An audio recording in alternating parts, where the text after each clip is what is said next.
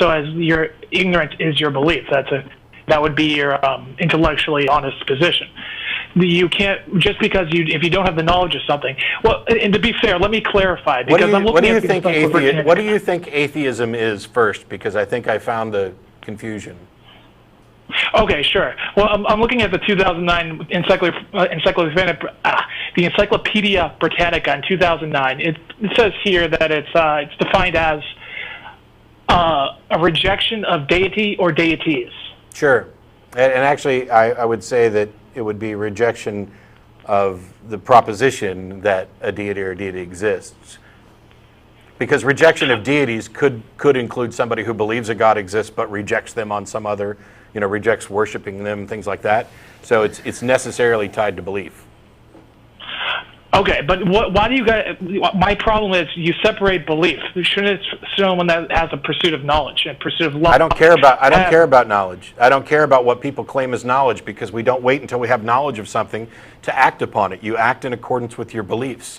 Knowledge is a subset of beliefs, and while it's nifty that we claim to know things, it's more important what we actually believe or do not believe, because that's all it takes to inform actions.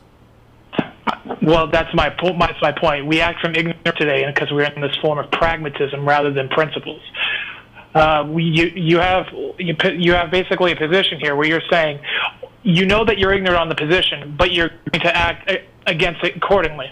It seems to be. I'm not. Wow. There's this whole thing of what I mean by agnostic atheism is something you can also find at ironchariots.org, which is that theism is I believe a God exists, atheism is I do not believe, and then whether or not you identify yourself as a Gnostic or agnostic, theist or atheist depends on essentially the strength of the belief. Do you count this belief as knowledge? And so saying I do not believe that a God exists and then putting the agnostic thing on there, yes, there's a potential conflict there, because the problem is that it would probably be there's a disjunction between I do not believe and I don't know. And the don't know is something that applies more accurately to the anti-theist position. And so it would be a Gnostic anti-theist, I guess, would be that. So I don't normally. I don't want to put words in your mouth. So let me clarify. Do you actually that you accept the atheism to be the rejection though of deity or deities, just to simplify it, or you said yourself the normal definition that I use now is that atheism is the rejection of theistic claims. Okay, that's a completely fair definition. So now that my problem comes down to this cognitive dissonance, we have this. Let's define what we mean by belief versus what you said, I don't know. Belief is something that is based on what I think a pathos appeal. No, I belief. When I say belief, I mean belief is the acceptance of a proposition as true or likely true. Right. That's it. So if you're going to, isn't that a cognitive dissonance if you do not know, but then you're going to choose to believe something that you don't know? No. Okay. Then you can correct me, because I'm actually curious. I don't need to know something in order to believe it. But why don't you have to? Because that's exactly backwards. You need to believe something in order to claim that you know it. Knowledge is a subset of belief. So on this, the example, I used to use a courtroom example. Let me try something completely different. You ever seen one of those things where there's a jar on a counter and it's full of like gumballs, and they have a contest to see who can guess closest to the actual number of gumballs? Sure. Okay. So as long as there's gumballs in that jar, you and I would agree that the number of gumballs is either even or odd, correct? Evidently, it would have to be, yes. Okay. So what's the default position on the number of gumballs? The number of gumballs as a numerical number, or as a rounded position. The quantity of gumballs being either even or odd. What's the default position? The default position is neutral. Yes. But if somebody asserts the number of gumballs in this jar, I believe, is even. If I'm in the default position, I disbelieve that assertion. I do not accept that assertion. I reject that assertion. That doesn't mean that I think that the number is odd. Right. Because we only address a single prong of a dilemma at a time. And I completely agree with this. Okay. That this is fundamentally logically deductive logic. Yes, sir. Sure. So either a God exists or it doesn't.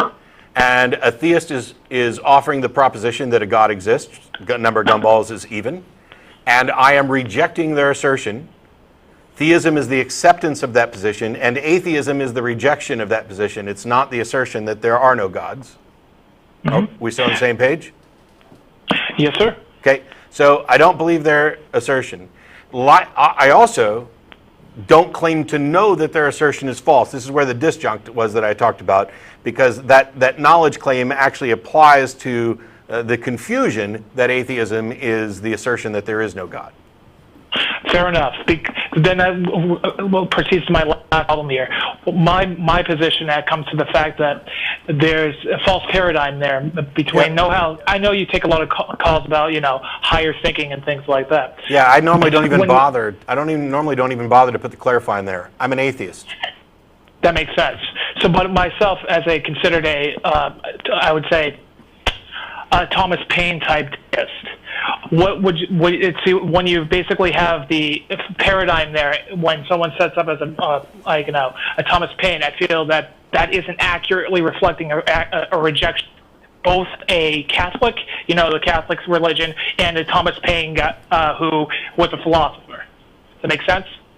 I'm not quite sure what you just said. Let me rephrase. Yeah, it broke up a little bit.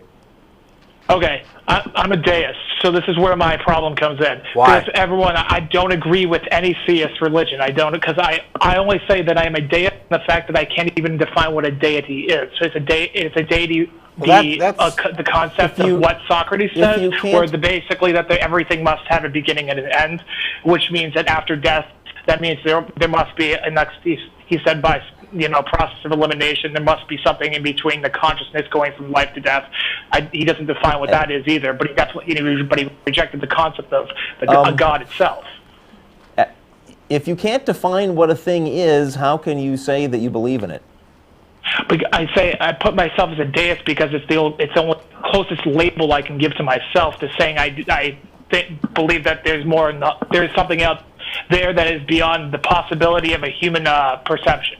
And I only say that because of the fact that so many perceptions out there that are beyond our current logical scientific reach. But you don't claim to be able to know for a fact one way or the other, right?